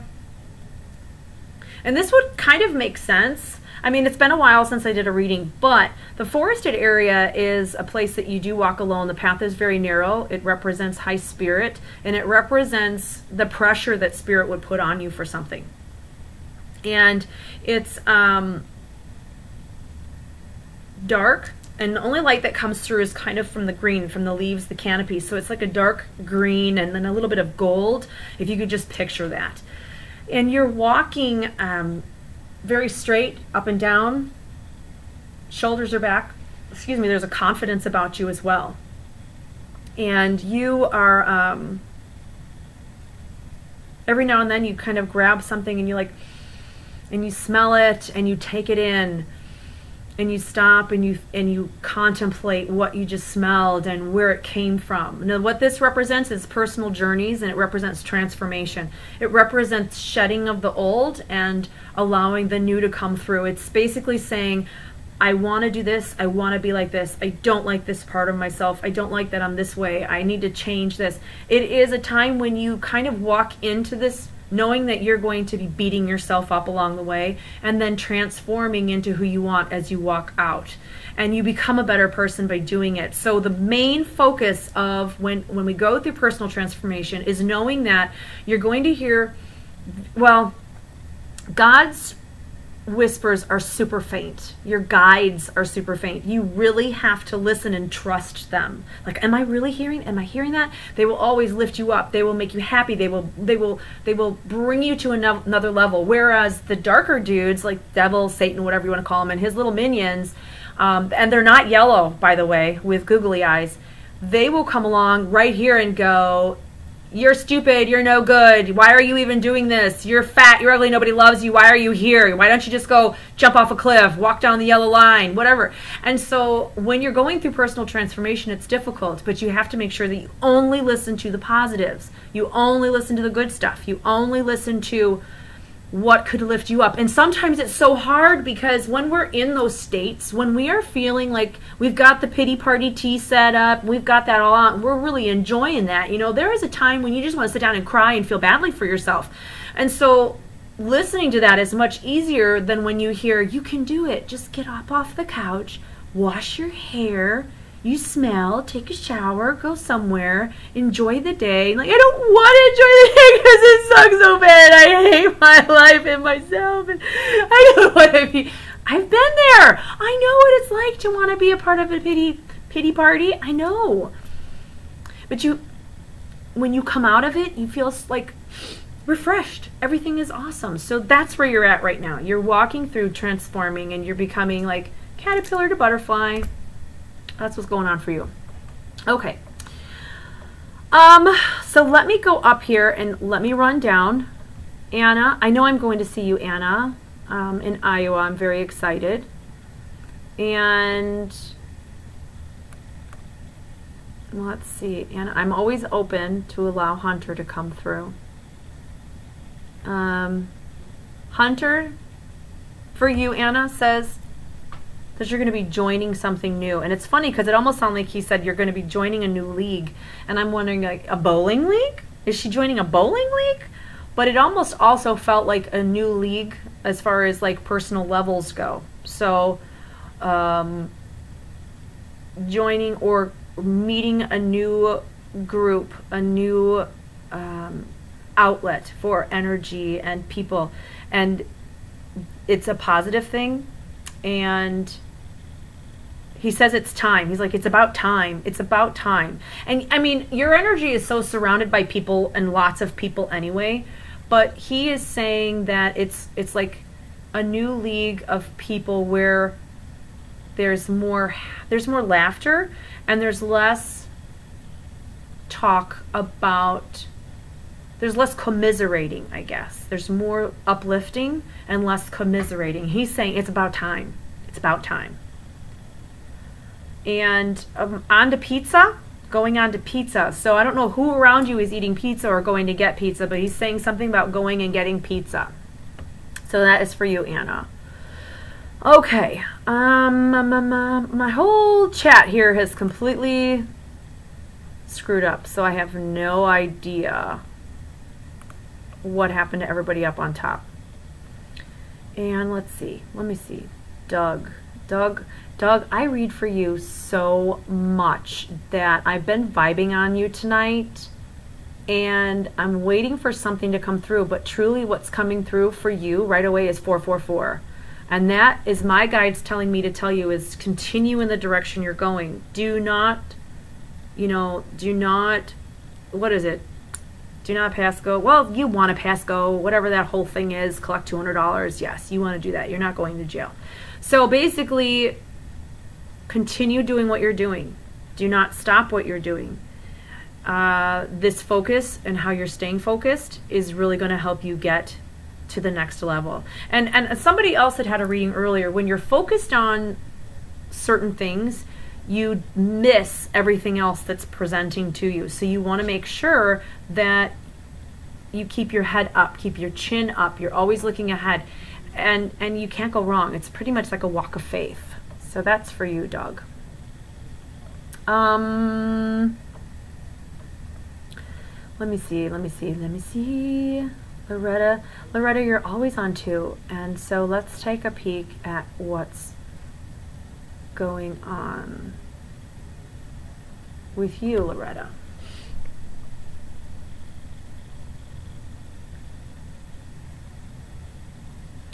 Interesting, Loretta. I've never really seen this before, but it's really cool. And I have to figure out. It's basically you're standing on a platform like a fireman's second floor, and then there's a hole in the floor with a pole. It's not like you're pole dancing. Now, don't get excited now. That's not coming. You are you're yelling like somebody's going, well, how do I get up there? You're like, and the hole is really not big enough to slide through. And you're like, I don't know. You got to figure out a way up here because I couldn't tell you. And you're yelling down the pole, and there's just no way that somebody's going to crawl with the pole like this, and it's only a few more inches out. It's not like you can slide down it either. But I don't think you really want to slide down it. It looks like what this is you're standing on a higher level that you're going to help lift someone up, or you're going to bring someone up through your own personal guidance. By guiding this person, you're going to help them to figure out how to do something on their own. You're not enabling them. You're not trying to saw the hole bigger for them. You're not trying to throw them a rope or a little seat to pull them up. You're basically saying, I have no freaking idea how you're getting up here, but I am, so I'm going to look around. And so that's basically it. You are telling someone, if you want to get up here, figure it out. I don't know, lose some weight, figure it out. That kind of a thing.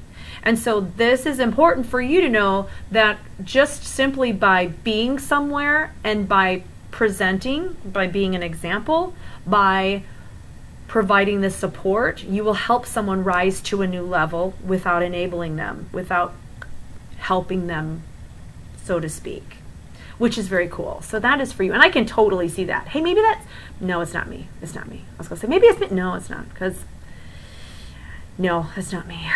I would find a way up that pole. Believe me, I would figure out a way to suck it in and make it through that little crack. I would do it. Okay, so we've got a Paula M. Okay, Paula M. Let's take a peek at Paula M. Paula M. Paula. You look like you are standing in a big pool of chocolate syrup. I mean, it looks like you're eating it. This is chocolate syrup. If it were anything else, I'd be worried, but it looks and smells like chocolate. Okay. If I back up, I need to see how big this is. They won't let me. Okay. What are the words here? Do not be disillusioned. Do not... There's a word. There's a word I'm looking for. It's on the tip of my tongue, and I can't see my tongue. There's a word, starts with a D, and I don't know what it is. But you're standing in the chocolate syrup, and you're like this, like you're licking your hands. I mean, who wouldn't, right? Who wouldn't be, you know, Charlie in the Chocolate Factory licking their hands and stuff? However, what this is meaning is that anytime you're in water or liquid, I mean, anytime you're in something like this, it shows, it represents a feeling of being stuck, or a feeling of being in a position where the power or the control, and I say that lightly, are taken out of your hands. And when I say control, it's not truly that we control anything. It's just that things are going our way and we feel great about it. So like today was a great day. I was totally in control. Yesterday sucked because everything was just like falling on me and it stubbed my, so that's what we mean by control. We're never really in control. We're just happy how the day goes. And so what this is saying is don't be disillusioned, because truly you're in a situation right now that is not working for you, that is actually holding you back. But the circumstances would make you be thinking like something like, this is okay, I'm really happy here, I'm good, this is fun for me, and I make it work, and in reality I just totally want to kill myself because this sucks so bad. That's what that means. That you're in this chocolate syrup and it's not fun. it's not a good situation. It's what it's saying is you need to get out of something that is toxic to you, that is holding you back, that is preventing you from truly being happy. And then you must also have the confidence and know that something really awesome is going to come your way. And something really awesome is waiting for you to look up and see it. And so this is like a trick. This is a dirty trick. Like, come in the chocolate and have fun with the chocolate, Paula. And you're like, oh my God, this is going to be so much fun. And you're like, no, this is this is not fun. So for you, Paula, the main message is toxicity in a person or a situation, even if it's a job. And I'm sorry, there's like my hair is in my mouth, which is awesome. It's probably cat hair or something. Always floating through here. You need to let go and say goodbye. And there's a picture floating around the internet that was just so amazing when I saw it, but it was a picture of a hand and it was holding a rope, and the rope was twisted around the hand and it was pulled real tightly, and the hand was like losing constriction. You know, it was like totally constricted. It was losing blood flow. And the picture said, sometimes holding on hurts more than letting go. And it does. You're to walk away from something toxic, and when you do it, let it explode behind you. Don't look back. Know you're going in the right way, and just go, I'm ready, I'm good, I trust you, I understand. So that's for you, Paula. It's very important. Superbly importante. All right, let's go down here. Oh my God, I'm shaking so bad, I'm so cold. Let's see. Yeah, see? Charlie in the Chocolate Factory. Got the better of me about recent... Wait, I won't ask anything. Curiosity got the better of me after recent... Sound like my grandpa. Okay, so like your grandpa. Okay. And I can tell you what he looked... He was... looked like he may have been thinner or balder on top. Just thin hair on the top, more on the sides. Yeah, Paula, if it's your job, if you go to work every day going, I dread this, I don't want to go... I wish there was something else, and you just they keep piling it on you, and you're doing things way beyond your job description. If you were getting a promotion for that and you knew you were in line for a promotion, great. But what it looks like is you're being used or taken advantage of, and this is that's not healthy. It's just not good. It's just not good. You're very welcome. Okay. So going down, I've read most of you here. Janice, Sestrup, and Brenda Moy. Let me know if you guys are still here. At the bottom, just say, yep, still here. And Rachel, Feed, if you're still here, let me know.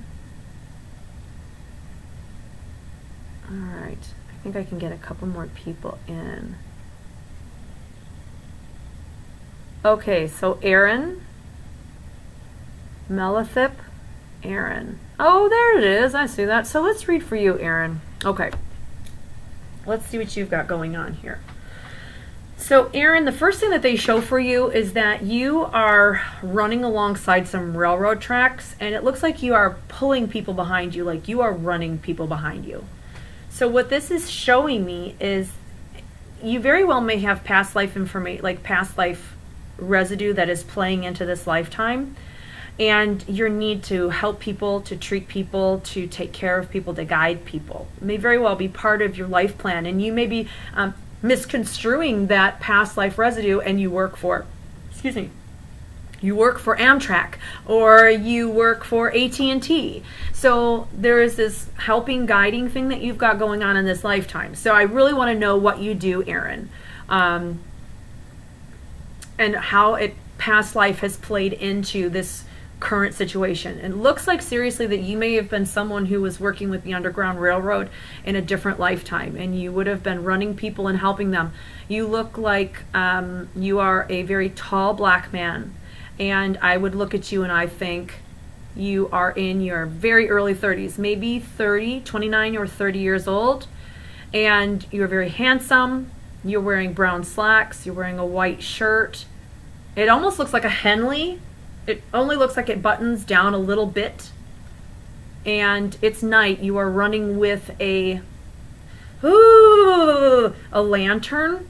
You have a little girl's hand. You're holding her hand. and it looks like there are people running behind, and this is not your daughter, this is someone else's little girl, and it's like you're getting them to a point of contact with someone else, and you're like, go, go, go, go, and you're like rushing people. So if you have residue from that lifetime, and you know what's funny is this lifetime you may have interest in that kind of a thing, in that time frame, in the Underground Railroad. You may completely have a disdain for trains, and you may have a disdain for, and not like it was a actual train, but it was like how they moved people through. So it depends how you look at certain things. If it was a really good life, and the fact that it's a residue means that there would have been things that you were left unaccomplished back then that you wanted to carry through to helping people, to guiding them. So this lifetime you would have taken a job, or through the lives, the fact that it's still playing into this life means that you would be spending a lot of different lives since then, or maybe not even since that, a lot of lives, but maybe one since then, and this one where you are trying to really help and guide and get people to a new situation, which is really cool. So let me see. I don't even know if Aaron is still back on here, and if he made it to that, but that was for him. So that was a really cool reading. But and where, oh, I'm sorry, I have to go check that. So okay, okay, so you're there. Did you, so you heard that? Okay, so it what is really, really neat is that it would be playing into this lifetime, is your need to help others to make their life better. So taking a job doing that, and then also being fueled by something that would be more heartfelt for success rather than the financial aspect of things. And we all want to make money. We all want to make money. We all want to survive. But there's a lot of things, there's a lot to be said when we accomplish something that we feel on the inside. So Kayla, yes, you have been here for a very long time, and I will definitely grab you real quickly. Thank you, Melody. I'm glad you're here. I'm glad you're checking everything out, and I'm glad you're enjoying it. It's a lot of fun. And you know what? Before I touch you, Kayla, touch on you, just for those of you who are now joining and didn't see the very beginning, on the 6th, I'm going to be doing a live gallery, complete blackout at Ashmore Estates. So, oh my gosh, I'm probably going to freak out because when I'm doing this, I'm in the daylight right now, and I'm in my home. So it's really not that bad if something touches me or comes up. It's because it's my home. But holy bejesus, if I am there and my son, who's 15, has night vision on, and he's like, oh, there's something behind you. Seriously, I'm going to jump out of my skin because I'm not going to be prepared for it. So it's going to be so much fun, and I'm really, really, really, really, really, really excited. I can't wait. I'm very excited. I'm contemplating even sleeping there, but I don't know. I don't think I have the guts to actually sleep there. And there are little centipedes and stuff, so I'm probably going to want to leave. But, okay.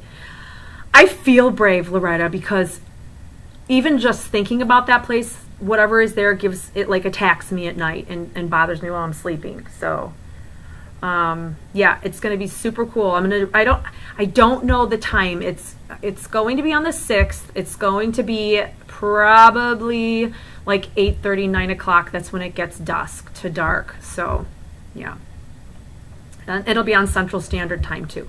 Okay, so back up to Kayla. Kayla, let's take a peek. Kayla, the first thing that they show me for you is that you are walking, and then all of a sudden you turn around and then you walk backwards. I don't know why you would do that. It's interesting, and I've never seen anybody do that before. Because if you're walking this direction, you're walking forward, you turned around, and now you're walking backward. That's very interesting, and I have to back up because I want to make sure I see this properly, and then I tell you what they're actually like. I don't want to screw this up. I don't see anybody that would have been behind you. I don't see anything that's behind you that would have caught your eye, excuse me, or is a distraction. I don't see anything like that. And it's almost as if there's two things here. That there is a blind faith in your walk right now, and because it's funny, because when you turn around, you actually look down. Like, you're not even looking at where you just came from. You're just walking with your back, like trusting that the path that's there, you're going to see enough of it to know which direction to go. There is a letting go of this. There's like this would be a letting go of controlling of where you're going. This is you basically saying, I don't have to see where I'm going. As long as I'm on this pavement, I'm obviously in a good place. And so if you haven't done that yet, it's definitely time for you to turn around and look down. Because it's you saying, and it's such an awesome feeling when you finally do that, when we're super worried about something or we're scared about something, and we finally go, you know what? I think either way it's going to be okay. I don't care. I don't care how it turns out. If I have to do it that way, fine. If I can do it that way, excellent. But I'm not going to worry about it anymore. I just don't care. And when you do that, that is when God ties your shoes. That's when he ties your shoes. That's the name of my next book too. So it basically just means that you let go and let him tie your shoes. And when you want to find out more, when the book comes out, you can read my book. I'll talk about it more later. You'll hear it at some point anyway. So I just don't want to go off on that whole tangent and we're losing time. So this is about a faith walk for you right now, Kayla. And you just seriously must keep on going the way you're going. You can't go wrong here. You can't go wrong. And the cool thing is that you have removed the whole idea of pleasing others and pleasing yourself. You've taken all of that out of the equation. So basically you're just going, whatever you want me to do, I'm going to do it. However you want me to do it, I'll do it. And so you're not there trying to please humans and other people, and you aren't in it to, you're not in it for yourself. You're in it for whatever he can do. Everybody needs to do stuff like that. Absolutely go into everything with not what I can get out of it, but what can I do as a servant to or for all of these people. And by doing that, you allow him to work through you, which is totally amazing. Either that or do it for the food. There's always a good compromise there. I always do things for the food too. And then you just remove the whole objective as like thing. So, okay. So, I'll get a couple more people in and then we will call it a night. Thank you, Cheryl, if you're still here. Joanne Dellert. I don't think I've ever read for a Joanne Dellert. So let's take a peek at Joanne Dellert. Joanne Dellert. Joanne, you lead others by following. That's the ultimate way to be. That is the way to be. You don't manage people. You never want to manage people. Managing people is the most horrible job in the world. You manage money and you manage calendars, you manage schedules, you manage items and products. You lead people.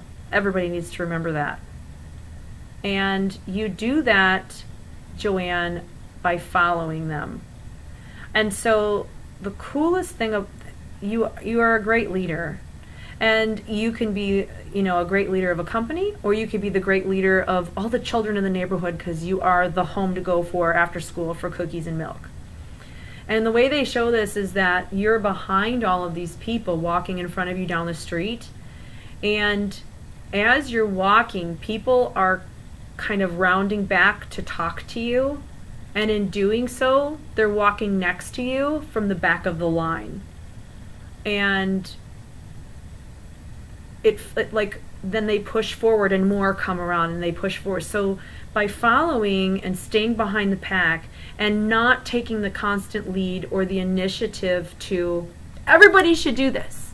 I mean, if you want people to follow you, then you get behind everybody and you teach and you guide from behind, because then what you're essentially doing is creating more leaders to walk ahead of you. And that's what you always want, is people who are better than you out in front. And you delegate that stuff. That was so weird. Oh my goodness sakes alive. I was just finishing that and I don't even, doesn't even matter. Doesn't even matter. That was just super freaking freaky. Good leadership. Good leadership.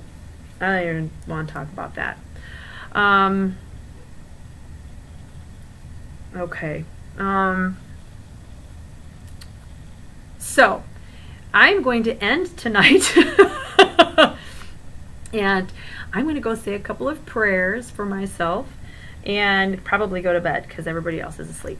So I want to first of all thank everybody for spending the last 2 hours with me, and I will schedule some more, so make sure you subscribe to this channel, like the page, and then you'll be alerted to when the next one is scheduled. So if you want to join, you can join. So share it, pass it on, let more people know, especially those that you think need to be here. And I will talk to you guys all so soon. But yes, Rachel, I will definitely do a cleanse. I will, yeah, yes. Excellent. Thank you all very much. And I will talk to you all very soon again, I'm sure. Have a great night.